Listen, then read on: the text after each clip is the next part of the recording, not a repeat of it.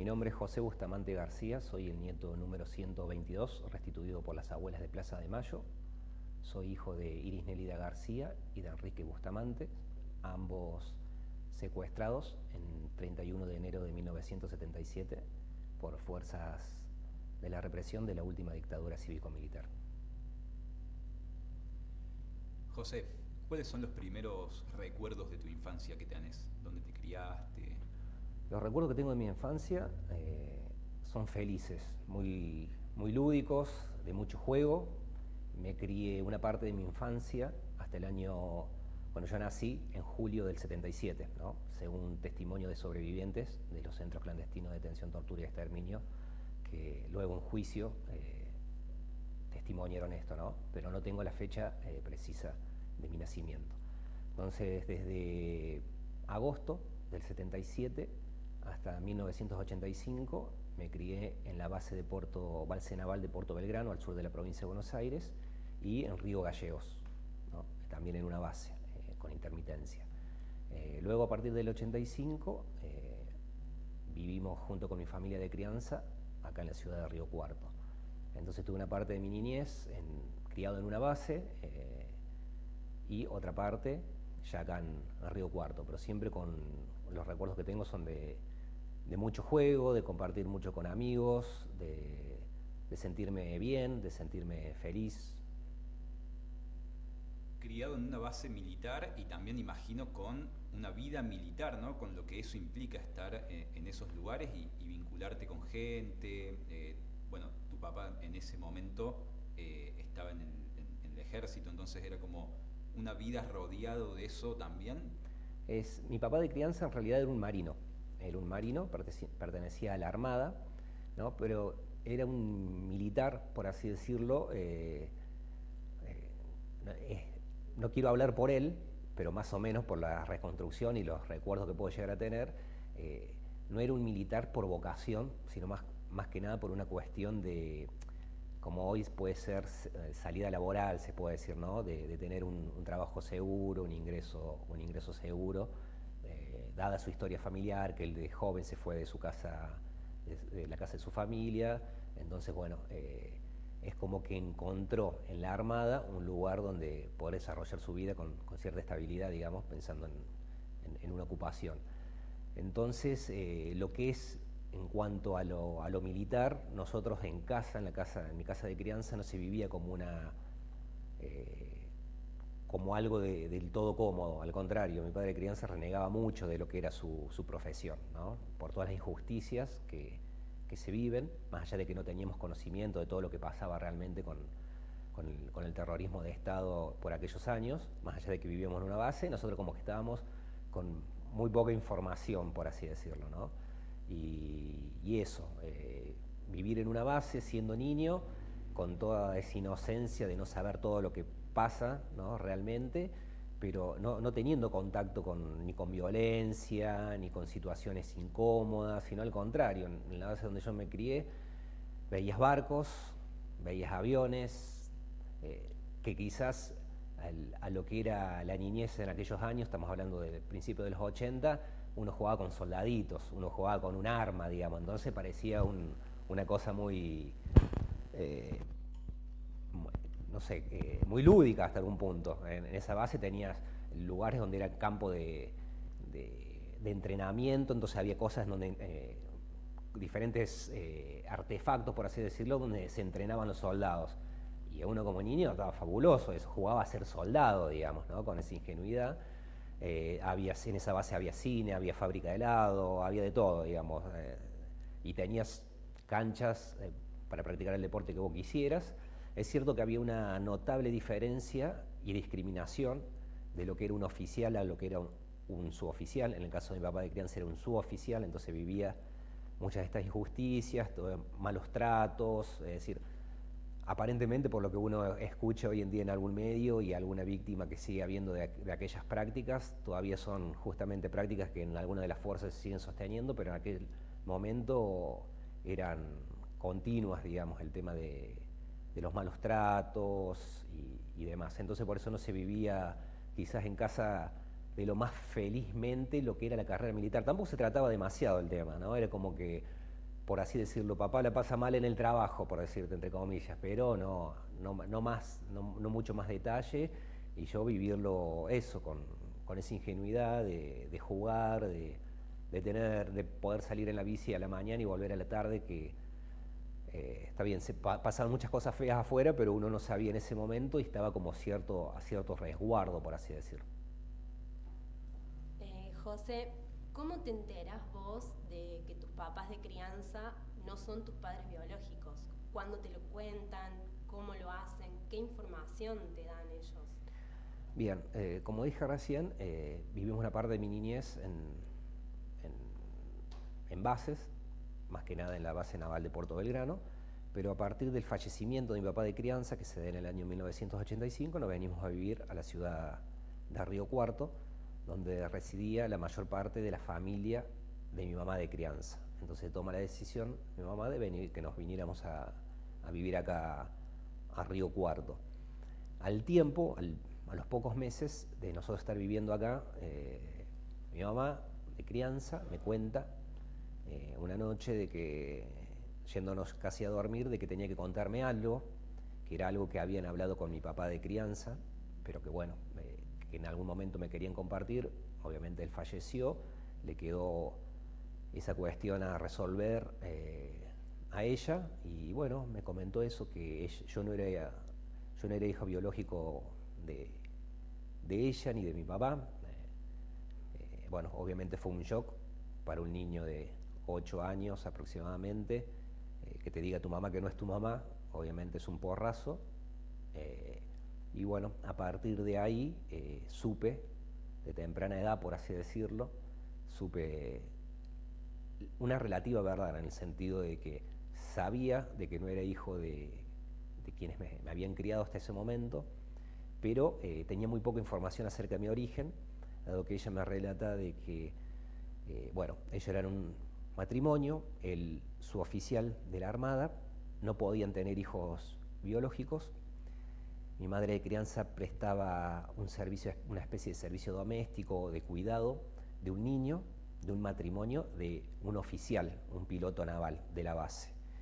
Este piloto naval, bueno, empiezan a tener una relación laboral en principio, pero socializaban algo, y se entera de que mis padres no podían tener hijos biológicos, con lo cual lo que me relata mi madre de crianza es que de buenas a primeras aparece en un momento, en agosto del 77, quien después resultó ser mi padrino, este oficial, piloto naval, aparece conmigo. Me dice, bueno, vos querías un hijo, no podías tenerlo, acá tenés.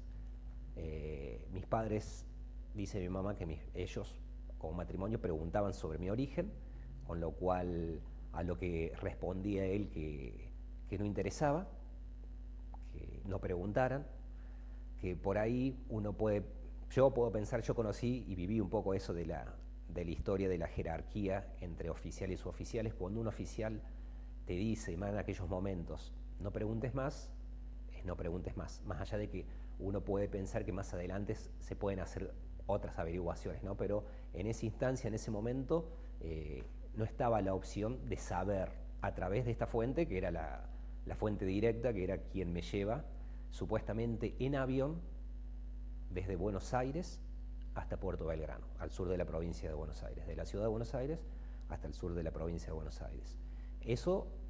Tan solo eso es lo que me relata mi mamá de crianza, que es lo que le cuenta él, mi padrino, ¿no? Que después resultó ser elegido ese matrimonio como padrinos, ¿no? De bautismo. Me bautizan en la iglesia Estela Maris, que también quedaba dentro de la base naval de Puerto Belgrano. Y bueno, eso es lo que me entero en ese momento. Tampoco, cuando ella me lo relata, ya acá viviendo en Río Cuarto, y me cuenta toda esta inmensa noticia y tan movilizante, la verdad que sí fue muy movilizante, fue triste, fue dolorosa, pero no quise saber nada, no quise averiguar nada, no pregunté tampoco nada, y decidí vivirlo como si fuera un secreto, ¿no? Como un secreto que teníamos nosotros, y que nunca ella me dijo, no digas nada, ni nada por el estilo, pero yo lo vivía quizás a esa temprana edad como una especie de, hoy lo pienso, con todo lo que me pasó luego y este proceso que estoy de restitución de identidad, me doy cuenta que lo viví también con una cierta vergüenza, como que sentía que no era hijo en algún punto, ¿no? Más allá de que ella siempre me brindó muchísimo amor y parte de esa felicidad que yo viví, que siento que viví como niño, se debe a esto, a la madre que tuve, más allá que uno puede pensar, sé totalmente feliz, no sabiendo tu origen o no sabiendo la verdad, pero con las herramientas que tenía en ese momento era lo que yo sentí, lo que viví, ¿no? Así que así fue como me enteré. ¿Y cuándo hiciste el clic de decir, sí, quiero conocer mi verdadera identidad? Es decir, es bastante, tendré que explicar varias cosas para decir, no hay un momento, no hay un único momento, es decir, obviamente vas transitando tu vida, en mi caso, niñez, adolescencia, parte de mi vida adulta, y lo tenía reprimido por muchas cuestiones, el tema de iniciar una búsqueda. Pensaba que podía ser una posibilidad mi origen, el hecho de la apropiación, del terrorismo de Estado, pero a la vez también sabía por experiencias en mi entorno, por así decirlo, de que existía mucha trata de personas, entonces también mi origen podría estar asociado a eso, a ese contexto de caos en el Estado y de trata de personas o del terrorismo de Estado, como también dije. Un momento es, más allá de que con quien después resultó ser mi esposa, que fuimos novios muchos años, que es Vanina, mi compañera, mi pareja, mi esposa, cuando yo le cuento este secreto, que para mí era un secreto porque no lo compartía con nadie, al tiempo, para resumir un poco, ella decía que de su punto de vista yo podía ser hijo de desaparecidos. Con lo cual, bueno, yo decía que no quería saber demasiado al respecto, de algún modo creía que mi vida estaba bien como estaba y que quería seguir adelante así, sin tratar de saber nada acerca de un posible origen, que podría ser triste o no, podría haber una familia que buscara o no, es decir, son muchas cosas las que uno va pensando y sintiendo, a la vez que también me fui dando cuenta conforme avanzaron los años, y fue a través de diferentes medios de comunicación que la cuestión, la problemática, lo que pasó en la dictadura me fue llegando, ¿no? De alguna forma, me fui dando cuenta de que en el caso que yo iniciara una búsqueda, mi madre de crianza podría tener que afrontar alguna consecuencia legal en el plano judicial, debido a que yo no fui inscripto como adoptado, yo fui inscripto como hijo biológico de quienes me criaron, cuando eso es falso. Digamos, hay una partida de nacimiento que dice que yo soy hijo de quienes no soy realmente hijo. Y yo, siendo niño, me di cuenta de esa situación, más allá de que después me di cuenta de las consecuencias ya siendo adolescente o adulto, ¿no? Pero siendo niño me acuerdo que en algún momento buscaba eso, al tiempo de haber recibido esa noticia, si bien no hice demasiado, trataba de no pensarlo, buscaba como una especie, me parece, como una especie de documentación que dijera que yo era adoptado o una cosa así. Me acuerdo de ver mi partida de nacimiento, que decía que era hijo de tal, hijo de tal. Y yo en ese momento me di cuenta, no, esto no es así, digamos. No sé si tan conscientemente y teniendo comprensión de todas las consecuencias, no, casi con seguridad que no, pero me di cuenta que ya había algo que no estaba, más allá de lo que me había dicho mi mamá, había algo que no estaba bien, digamos, porque está bien, no soy hijo me dicen que no soy hijo, pero acá dice que sí, ¿no? Entonces esa contradicción, después ya me empezó, cuando fui más grande, como acabo de decir, al darme cuenta de que podían ser consecuencias legales que afrontar mi mamá, eso también era un ancla, un freno a la hora de intentar iniciar una búsqueda sobre mi origen, dado que quería protegerla, ¿no? Y sigo queriendo protegerla de algún modo, en la medida de lo posible. Pero bueno, al tiempo pasaron varias cosas, más o menos casi, no digo en simultáneo, pero en un periodo de tiempo bastante breve, que fue que con Vanina fuimos padres de Victoria, nuestra hija más grande, que hoy en día tiene 10 años, y a los pocos meses de comenzar a vivir la paternidad, por así decirlo, que eso moviliza, y que eso hace pensar con respecto a ese origen en algo, pero a la vez en ese momento todavía el eje o lo que yo pensaba era ese intento de protección acerca de mi mamá de crianza, pero bueno, al nacer Victoria ya empecé a tener otras cosas en mi horizonte, en nuestro horizonte, porque Vanita también siempre fue respetuosa de lo que yo sentí y pensaba, el no querer motorizar una búsqueda. Pero bueno, ahí pasó que recibí un llamado telefónico donde estaba trabajando de Abuelas de Plaza de Mayo Córdoba, la filial de Córdoba, del equipo de acercamiento. Entonces me dicen, eso también fue muy choqueante en algún punto, porque algo que yo venía viviendo como un secreto guardado en un cofre con muchísimas llaves y candados, de repente me daba cuenta que hay alguien que sabía, según en esos segundos, lo que pensé en esos segundos cuando recibo el llamado, alguien que sabía algo que yo no sabía, digamos. ¿Por qué me llaman de abuelas? Es decir, que alguien sabe algo que yo no sé. Me sentí como que me estuvieran espiando, observado, digamos, una cosa así todo muy loco en segundos. Y al principio de ese llamado intenté como, bueno, y a la vez pensé en mi vieja y traté de como tirar la pelota afuera, como quien dice en términos futbolísticos, decir, no hacerme demasiado cargo, como diciendo, no, estás equivocado, ¿por qué me contactás a mí? No tengo nada que ver, qué sé yo. Cuando uno puede, desde afuera, podría pensar mi caso como diciendo, sabés que tus padres no son tus padres, fuiste criado por un matrimonio de militares, fuiste llevado por otro militar, hay una partida de nacimiento apócrifa, es decir, es como que todo va sumando para ese lado, pero a la vez yo tenía una negación importantísima con respecto a eso, tenía todo esto lo que pensaba con respecto a mi madre, a mi familia, al no querer indagar en algo que podía ser doloroso también y que podía llevar, vaya a saber a dónde. Entonces cuando recibo ese llamado como que medio que traté de alargarlo y bueno, al cabo de determinado, nos seguimos contactando por teléfono, porque a la vez ya me daba cuenta de que era un camino quizás no con la conciencia esta, que lo voy a decir, pero que era un camino que ya tenía que recorrer, que ya era inevitable. No porque me hubieran, como quien dice, descubierto, ¿no? Que en algún punto al principio sí lo sentí, sino que iba a ser lo mejor, en este caso, para Victoria, porque yo ya estaba tomando una decisión, durante toda mi vida tomé una decisión que tenía que ver con lo que yo quería hacer, que me involucraba a mí directamente o a mi madre de crianza. Vos pero sí. Este proceso que estabas viviendo, estas llamadas, estos miedos que vos tenías, ¿los hablabas con tu mamá de crianza? No. Sí, mi madre de crianza siempre quizás sentí una terrible culpa. Ella durante todos esos, hasta antes de recibir ese llamado, durante todos los años trataba de decir, hagamos algo, no sabemos tu origen. Por decir de una situación, por ejemplo, si me veía en un día siendo adolescente, ponele serio o algo así, ella atribuía que yo tenía una tristeza relacionada a no saber mi origen, ¿no?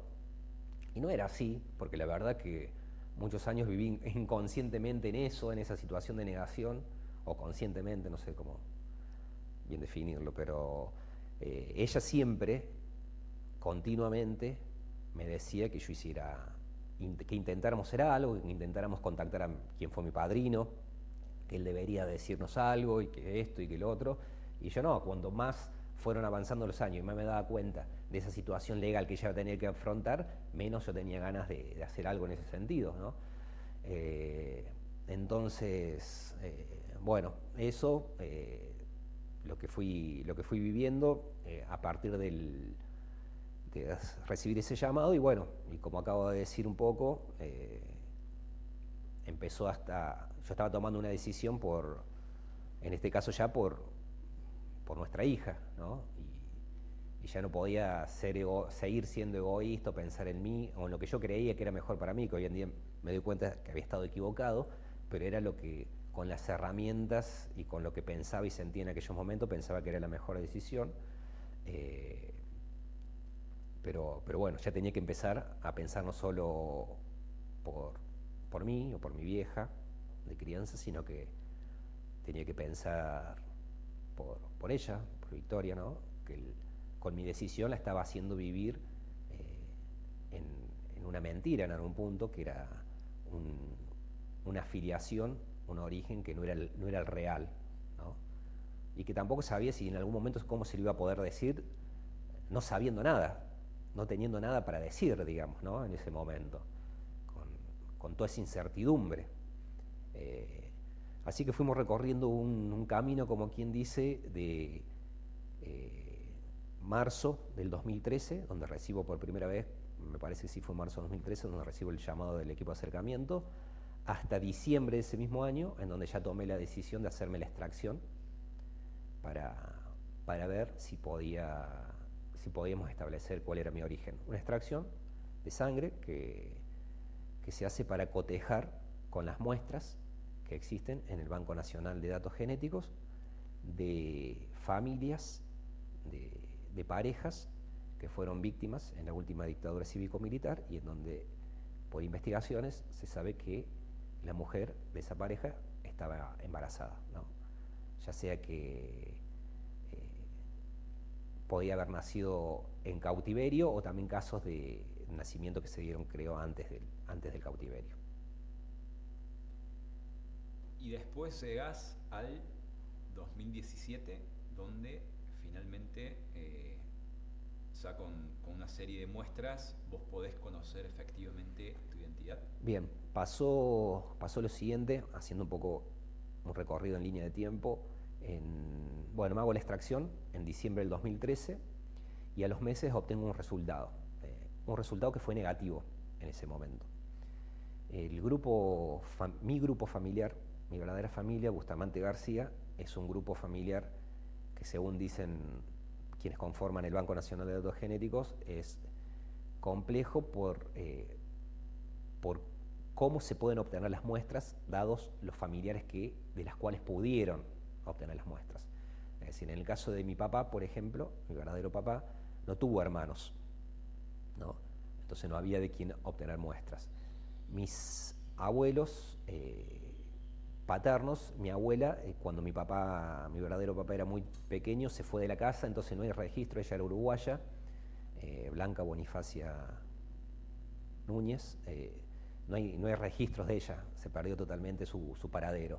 Entonces y mi abuelo había fallecido, mi abuelo paterno. Después, por el lado de mi mamá, sí tuvo hermanos, 2 hermanos, Alejandro y Guillermo, y mi abuela materna estaba fallecida y mi abuelo paterno no. Entonces de ahí sí había para obtener muestras que permitan hacer el cotejo que da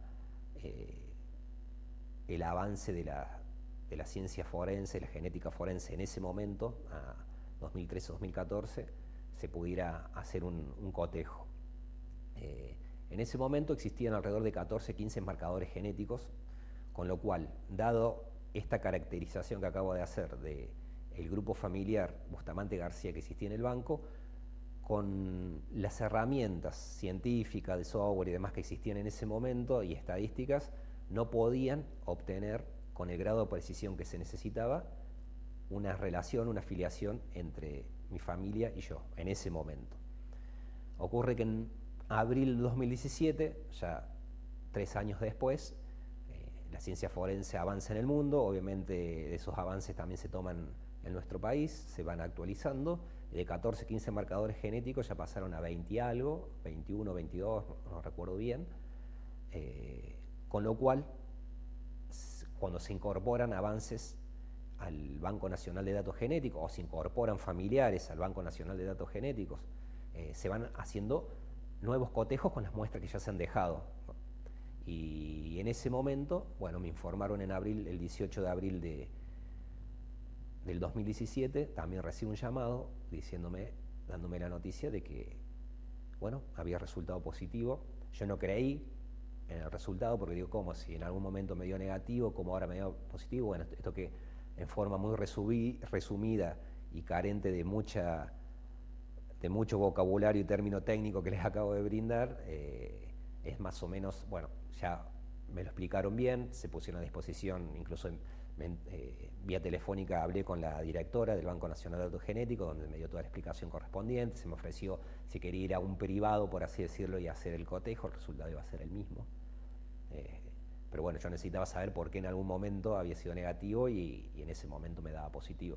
Claro, en el 2014, cuando te dan este resultado negativo, ¿no te explican que puede haber un falso negativo? O sea, no, sí, se me explica esto, más o menos de que es un banco vivo, como le dicen, y dinámico. Es decir, que la muestra que yo ya dejé se va a seguir cotejando en la medida que por decisiones judiciales porque van sucediendo de que a través de esto, de causas, surgen testimonios y empiezan a aparecer como embarazadas que dieron a luz en cautiverio, personas que no estaban incorporadas al banco, entonces se incorporan al banco, o justamente esto, el hecho de avances que se den en la genética, en el campo de la genética forense, permite esto, esta evolución permite hacer nuevos cotejos y poder obtener un resultado estadístico que es eso, que dé certeza a todos en cuanto a la filiación, ¿no?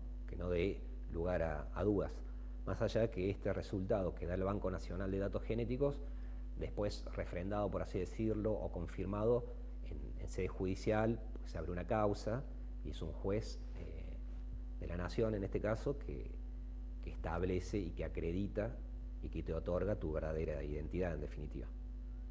¿Qué sentiste cuando te dijeron cuál era tu identidad y cuando conociste la historia personal de tus padres biológicos, ¿no?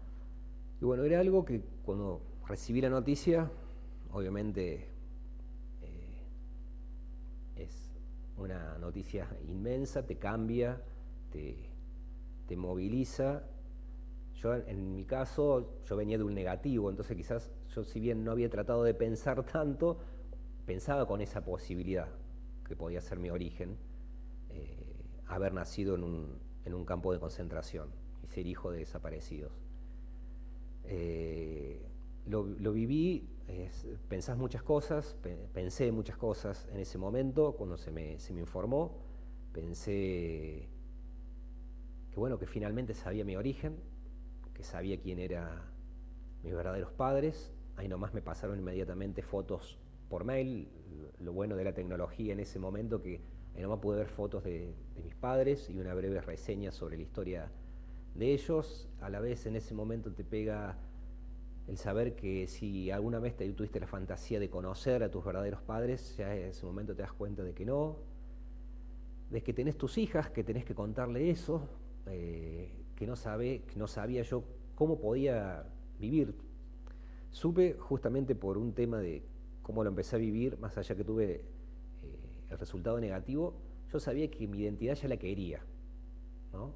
Que la que fuera era mía y la quería. ¿Cómo lo iba a empezar a vivir a eso, traerlo a mi presente, al presente de mi familia? No sabía para nada, no lo había pensado para nada, pero sí sabía que era mío, ¿no? Y que lo iba a querer vivir, no sabía cómo, con qué herramientas, cómo es, qué se siente, qué se va sintiendo. Obviamente lo fuimos recorriendo. Y fue impactante, y aparte saber que también tiene un costado social, porque es una noticia que trasciende, porque es una búsqueda que es colectiva, de esto, de reparación, y donde están involucrados no solo una decisión mía, sino una decisión de personas, de organismos, del Estado. Entonces ya eran cosas que no sabía cómo iba a poder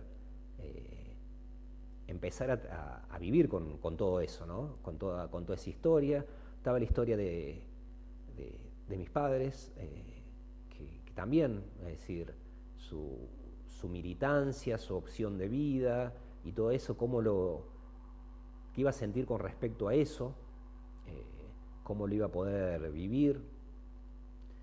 Bueno, todo eso lo fui sintiendo en esas horas inmediatas a que me dan la noticia, y fueron unos días de querer ocultarme detrás de la rutina familiar y no pensar demasiado, hasta que llegó el fin de semana. Eso fue un martes, llegó el fin de semana y bueno, sí, fue físicamente, emocionalmente fue terrible, cómo me empezó a atravesar y a sentirlo en el cuerpo a la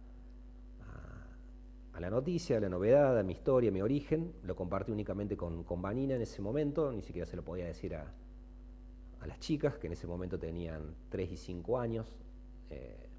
Así que eso, lo fuimos manejando y al principio no quise conocer a mi familia, a mi verdadera familia, no quise conocer, quise tomarme un tiempo. Hubo a través de CONADI, que es quien me informa, la Comisión Nacional de Derecho a la Identidad, que depende del Ministerio de Justicia y Derechos Humanos de la Nación, es quien me dan la noticia sobre mi verdadera identidad. Y yo pedí en ese momento reserva, quería manejarlo como justamente no sabía qué podía hacer, cómo lo iba a vivir, quise vivirlo así, hasta tanto pudiera ver qué hacía con esto. Y bueno, así fueron pasando las horas, los días.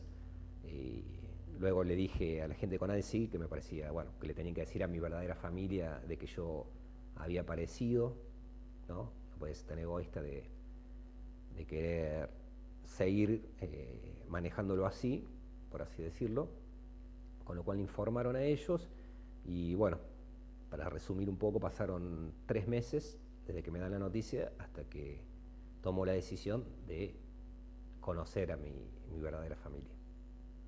¿A quiénes de tu familia biológica conoces? ¿Cómo es ese momento, digamos? Bueno, me informan de CONADI a través de esto, me pasan fotos de mis padres, me pasan una reseña de quiénes fueron, qué hacían, en qué contexto fueron secuestrados, y a partir de ahí, también un poco de información de qué familia me estaba buscando y con qué familia me iba a encontrar, ¿no? Por el lado de mi papá, bueno, lo que acabo de decir, no tuvo hermanos, mis abuelos ya no estaban, había primos de mi papá, que de hecho 2 participaron en la conferencia de prensa que organizó Abuelas, donde se anunció mi restitución. Y bueno, había primos en Buenos Aires, primos de mi papá en Catamarca, y bueno, por el lado de mi mamá estaba un abuelo de 92 años en ese momento, y mis 2 tíos, y una tía que vendría a ser, es hija de mi abuelo de su segundo matrimonio, luego que falleció mi abuela, ¿no? Bueno, entonces sabiendo esa familia que buscaba, eso también me llevó a, quizá me hubiera tomado más tiempo conocer a mi familia biológica, pero el hecho de saber que había un abuelo de 92 años y de que más allá de todos los rollos que yo tenía y todos los miedos, temor y no sabía qué hacer y demás, en pensar en que ya en ese momento éramos padres de 2 hijas, de Francisca también, no podía, por una decisión mía, privarle quizás, pensando en mi abuelo, en su edad avanzada, que pasara algo y no nos conociéramos, ¿no? Por dilatar este encuentro. Así que bueno, eso decidimos viajar a Buenos Aires para conocerlos. Decidí que fuera en la sede de Abuelas de Plaza de Mayo, en Buenos Aires. Me parecía que era un punto neutro en algún punto, no ir a la casa de ninguno de ellos. Y bueno, en ese encuentro que se dio el 10 de julio de 2017, pauté a través de Claudia Carlotto, la hija de Estela, que es directora de CONADI, que fueran, bueno, mi abuelo, mis 2 tíos. Yo en ese momento no sabía que había una tía que había nacido con posterioridad de un segundo matrimonio de mi abuelo, y que estuvieran estos 2 primos de mi papá que habían participado en conferencia de prensa, es decir, que fuéramos 5 personas de mi familia y nosotros. Viajamos con Vanina, las pequeñas, y yo. Y bueno, cuando llegamos allá nos recibe Estela y una secretaria, Estela Carlotto. Nos conocimos muy dulcemente y cálidamente, como la caracteriza, nos da la bienvenida y me dice, bueno, está tu familia acá, pero no son los que vos pediste que fueran. Dice, son más, vinieron primos tuyos. Bueno, ya sabía que había primos que vivían en Chaco, en Salta. Dije, bueno, que seamos lo que seamos, ya estamos acá, dale, sí, nos conocemos todos. Y bueno, ahí fue resultó un encuentro maravilloso, genial, la verdad que muy fuerte. En algún punto yo no pudiendo devolver todo eso que ellos sí me daban en ese momento a través de un abrazo. eh, pero bueno, a partir de ahí decidí y decidimos con Vanina decir cómo lo íbamos a vivir y cómo empezar a vivir esto de nuestra verdadera identidad. A partir de ese encuentro, teniendo ya más información, más herramientas y fortaleciéndonos también a través de ese encuentro, decidimos recorrer ese camino que todavía estamos. ¿Todavía tenés relación, contacto con ellos? ¿Te seguís viendo? Sí, con mis familiares, sí.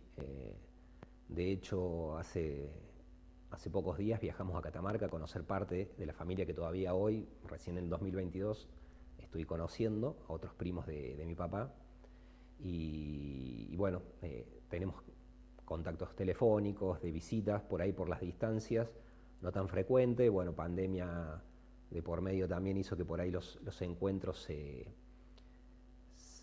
dilataron un poco, pero sí, bueno, mi abuelo falleció en el 2019, previo a la pandemia, y bueno, previo a su fallecimiento, entre el 2017 y 2019, nosotros íbamos 2 o 3 veces al año a verlo, ¿no? Y nos quedábamos en la casa de él y compartíamos, iban mis tíos, que también uno de ellos vive en Buenos Aires, otro vive en Paraná, y después nos hemos encontrado, he viajado a conocer familia de Mendoza, porque mi mamá nació en Mendoza, entonces viajamos también en 2018, viajamos en 2021, es decir, hemos hecho uno que otro viaje para ir conociendo a la familia y bueno, estamos en contacto. ¿Y el vínculo con tu mamá de crianza en todo ese proceso? Bueno, con mi mamá de crianza, obviamente, ella le conté al tiempo, ¿no?, de saber mi verdadera identidad, mi origen. Para ella fue una alegría, por lo que la conozco, y fue una tranquilidad el saber que siempre el hecho de que haya fallecido mi papá de crianza y habernos estado solos, si bien acompañado con su familia, pero solos, ella como sentía también esa carga, esa responsabilidad, esa culpa de no poder brindarme a mí cuál era mi origen y creer que eso me hacía mal. Entonces el saberlo ya le daba una tranquilidad a ella, decir como que, bueno, ya está, ya sabe su origen y ya tiene su verdadera familia. Y eso, y acompañando, parte de mi familia, de mi verdadera familia, la conoció. Cuando ellos vinieron, en una oportunidad también vino uno de los hermanos de mi mamá y algunos de mis primos, vinieron acá a Río Cuarto y en esa oportunidad querían conocerla, mi mamá de crianza, y la conocieron. Fue un encuentro bastante fuerte también, por todo lo que significa. Y bueno, ahí vamos, ella también acompañando este proceso, pero a la vez viviendo la otra cuestión que yo le planteé hace un rato, que es el tema del proceso judicial, que una vez que yo aparecí, eso ya empezó a encaminarse. Hay una causa en un juzgado en Buenos Aires, en donde ya se instruyó y ya se está elevando a juicio, ¿no? Y en esa causa, en ese juicio, se establecerán responsabilidades en cuanto a mi apropiación, cómo se dio y demás. Y bueno, ahí ella con mis padrinos tienen esta instancia judicial que afrontar y yo acompañándola. Al principio de este proceso, como bien vos contás, un poco quizás te costaba hablar un poco más de tu historia, ¿no? ¿Cómo lo trabajaste o qué fue lo que te hizo cambiar para decir, yo quiero contarla? Bueno, en algún punto vivirla, transitarla, es mi historia, intentar hacerme cargo justamente de eso, de lo que tendría que haber sido mi vida y no fue, en algún punto, fue otra. Y también lo siento como, no, me preguntás como si lo hubiera, cómo lo fui manejando, trabajando, es decir, también un poco de la naturalidad, o intentar vivirlo con naturalidad, es decir, a medida que vienen las cosas, digamos, de cómo las voy sintiendo.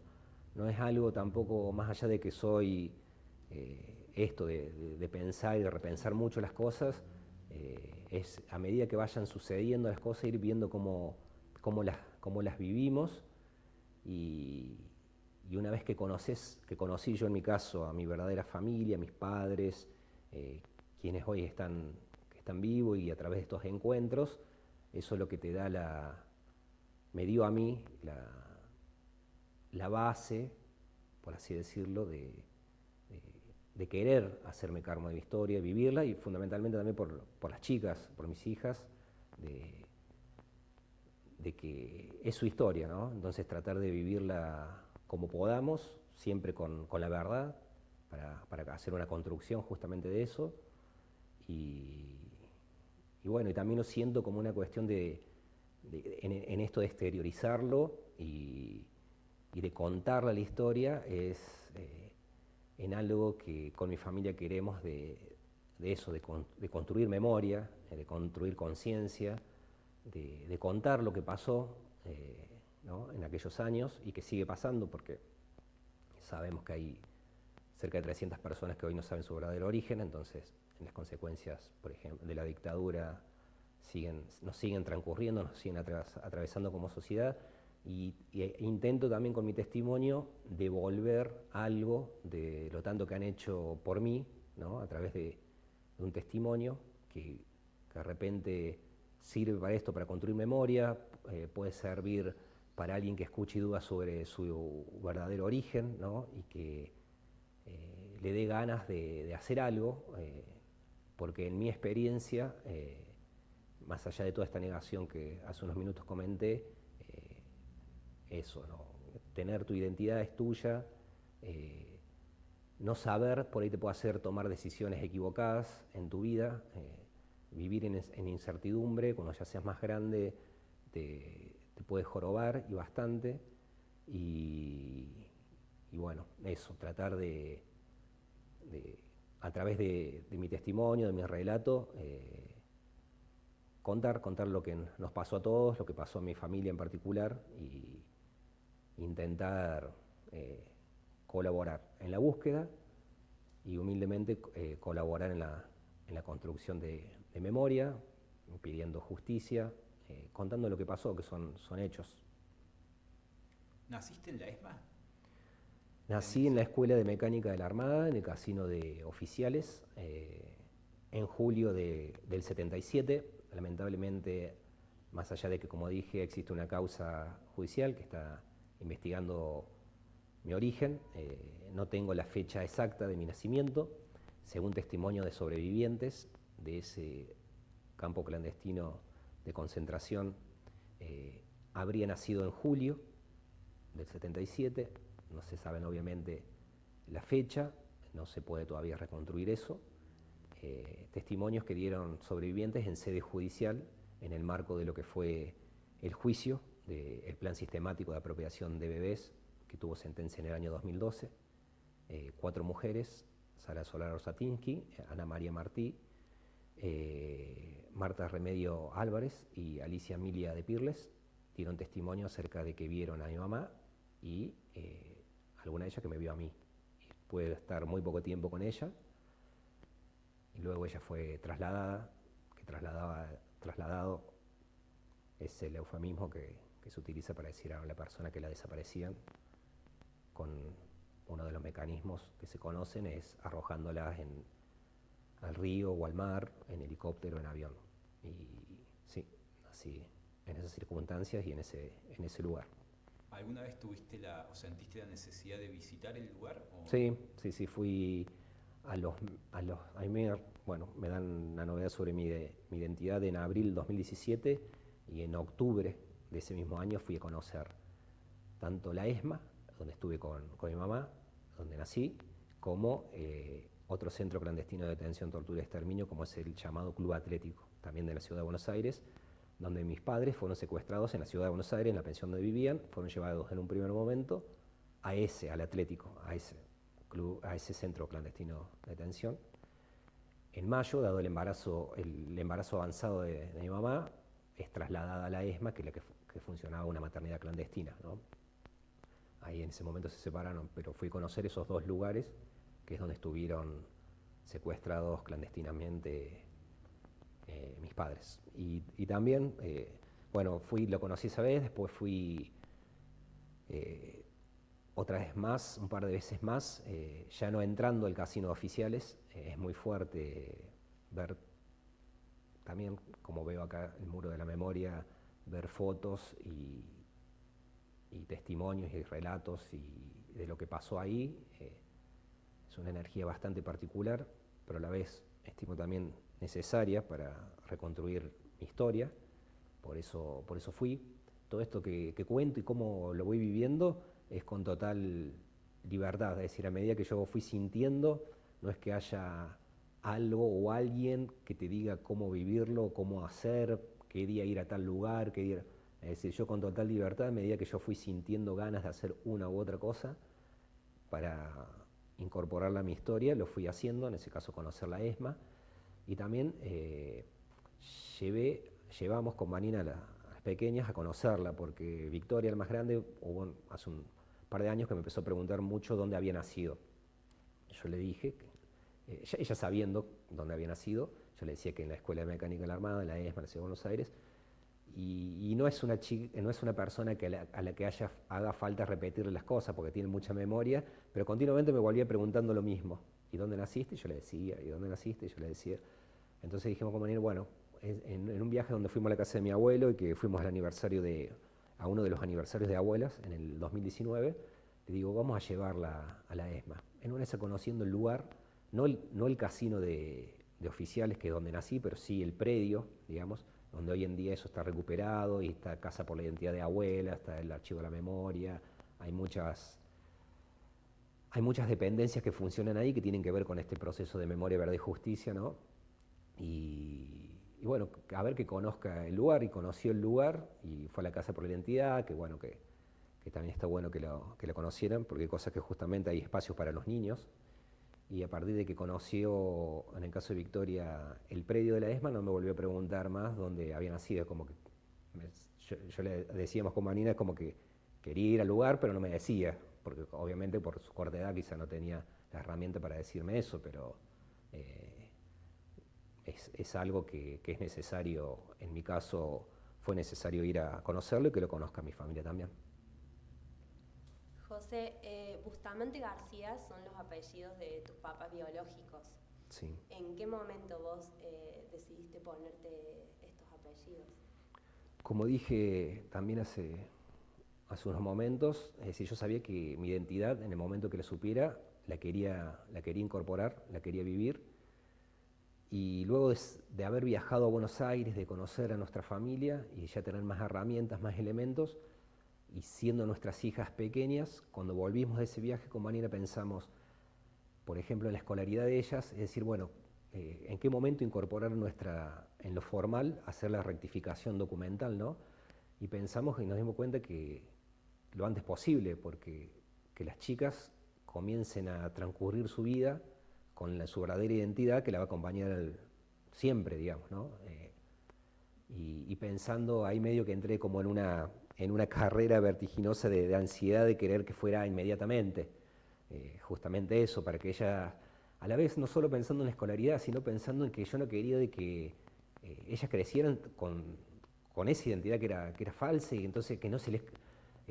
lo pensaba yo, ¿no? No es que científicamente, psicológicamente esté probado, pero que eso no las fuera a afectar después, cuando más suyo fuera el anterior apellido, cuánto más le iba a costar asimilar el verdadero, ¿no? Entonces había toda una cosa ahí de cómo vamos a vivir eso, porque a la vez tampoco pedimos ayuda profesional ni nada, si lo encaramos internamente, familiarmente, con esto, con lo que nosotros pensamos.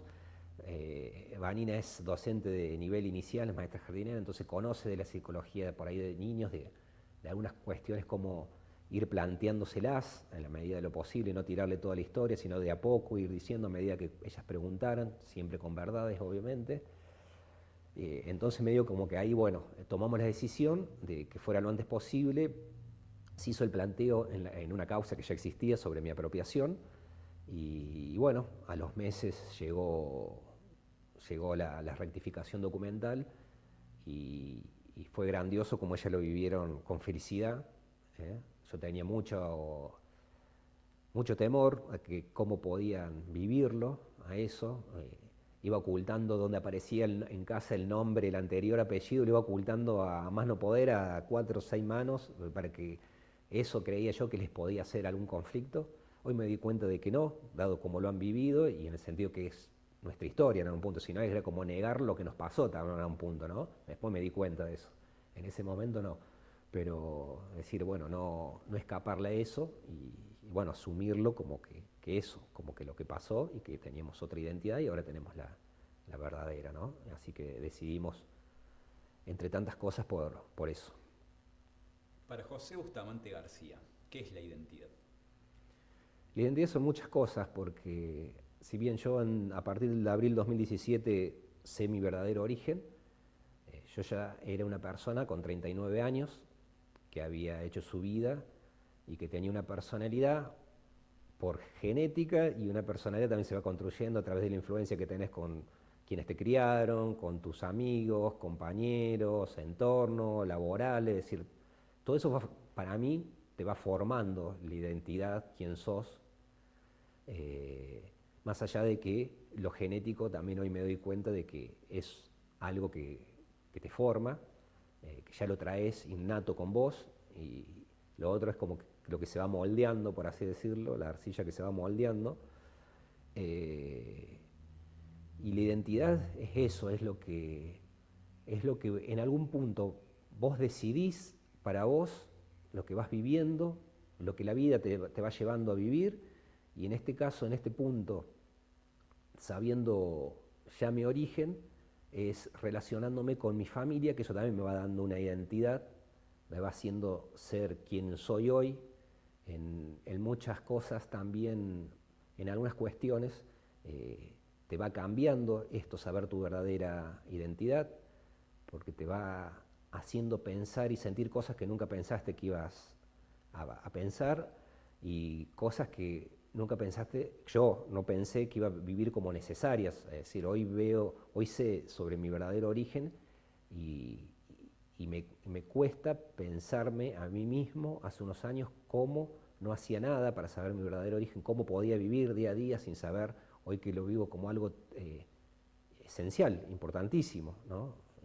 Es saber quién sos, que sabés quién sos, porque yo más allá de eso sé quién soy en cuanto a cómo quiero ser o mis rasgos de persona, por así decirlo, pero algo tan trascendental como cuál es tu origen, es decir, no se le puede negar a nadie, absolutamente a nadie.